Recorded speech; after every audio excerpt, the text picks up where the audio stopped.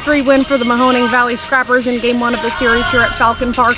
I'm Claudia Belafato, joined with Jack McMullen on your Auburn Doubledays pregame show, brought to you by Cayuga Community College. Jack, before we get into Game 2 today, let's talk a little bit about last night's game.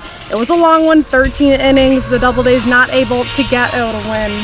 3 hours and 44 minutes of baseball, and that's always tough, and especially if you lose that marathon too. 13 innings was the longest game that Auburn has played so far this year, and it was a pitcher's duel, honestly, until you get to extra innings. And extra innings, of course, you start with a runner at second base, so it's conducive to runs scoring, and a lot of runs did score in extra innings. It was one apiece in both half innings of the 11th, one apiece in the 12th, and then a two-spot in the top of the 13th for Mahoning Valley that Auburn just couldn't come back from, but we went to extras at 1-1, so that's pretty indicative of how that game went. To have two combined runs in 1 through 9 innings and then get all those hits in the later end, what was the turning point there? Well, both starters for both teams were great. Rafael Gomez threw 6 innings of one-run baseball. He was awesome. And then you were mentioning off there, Brian Eichhorn threw 5 innings of shutout baseball from Mahoning Valley, so they were great. The turning point, honestly, was hard-hit baseballs started to find the ground. And the hitting coach, Mark Harris, after the game, he said, have you ever announced a game that we've seen so many hard-hit baseballs that literally were just caught? I said, no, I don't think so. I haven't been announcing for long, so I'm sure that that'll change. But it was interesting to see how well Auburn was hitting the baseball, and it just wasn't finding any holes. Sometimes that's how baseball goes.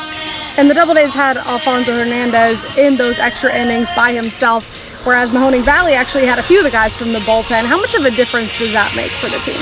Well, it's actually really beneficial to Auburn that Alfonso Hernandez is able to go that whole time. And he threw 5 innings. That was the longest relief appearance by any Doubleday so far this year.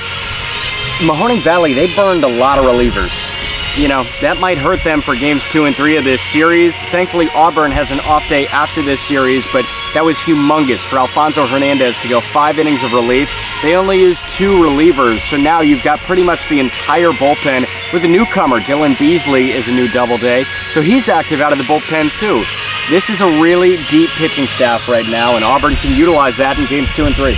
And on the mound tonight to start for Auburn, we have Peterson, who we haven't seen too much of. What can we expect from him in Game 2 today? Todd Peterson is making his second start in 2019. He started 1 game at LSU. He appeared in 28 others. And so far, he's appeared in 3 games for Auburn. This is going to be his first start. We've only seen him throw just under 50 pitches. That's the longest he's gone. So if the plan is for him to go 5, I don't know, maybe you might see his longest start of the season, or his longest outing of the season, his first start. And looking at today's lineup, we see some names who we can kind of count on, hopefully, to get those hits started earlier in the game rather than in extra innings. We have Son Flair on there, who we know we can count on, and Onyx Vega, who I got to chat with earlier today, who's really shown some strong performance so far. Here with Onyx Vega. Onyx, 5 games with at least 3 hits, the only player on the team to have 4 hits in a game. What's been working for you? Well, my teammates are helping me with my approach early in the game, so they told me what the teacher had, and the coaches too, so I just go there with a plan, and I'll make it. In a rotation with 4 other catchers on the team, you've only played in less than half of the games this season. How do you keep your skills sharp in that offense? Well, I'll try to keep hitting the cages in the batting practice right here, and keep my approach every time, so I'll think about it like a game, so that helped me out a lot. Dad came all the way from Puerto Rico to see you play last night, and you had a great game. He's here again tonight. What's it feel like to play in front of him? It feels great. It's the first time he came here to New York, so it feels great to have him here and have a great day last night, so keep it going today. And I've noticed you have a little celebration when you get a good hit. Can we see what that looks like? Yeah. Let's see it. Okay, that's a single, right? And then you get a That's double. a double. That's a double. Okay, Yeah. and then the single, what's that song?